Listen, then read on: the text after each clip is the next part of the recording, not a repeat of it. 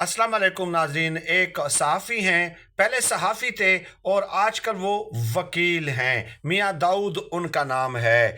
Richard Grenell से चंद American पाकिस्तानियों ने मुलाकात की और एक तस्वीर जारी हुई। मियाँ दाऊद ने उस तस्वीर को ट्विटर अकाउंट पे शेयर करते हुए एक शेर लिखा कि तोहमत लगा के माँ पे जो दुश्मन से दाद ले, ऐसे सुखान फरोश को मार देना चाहिए।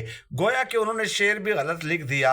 अब रिचर्ड ग्रीनेल ने उस ट्वीट को जो है टैग करते हुए कहा कि क्या मतलब, आप अमेरिकन और या अमेरिकन पाकिस्तानियों को मारने की धमकी दे रहे हैं। चुनाचे रिचर्ड ग्रीनेल ने एफबीआई को और होम डिपार्टमेंट को टैग करते हुए ये ट्वीट किया और उसका फिर यूरोपीय यूनियन रूल्स के तहत एक्शन लिया गया और उनकी इस ट्वीट को हाइड कर दिया गया है।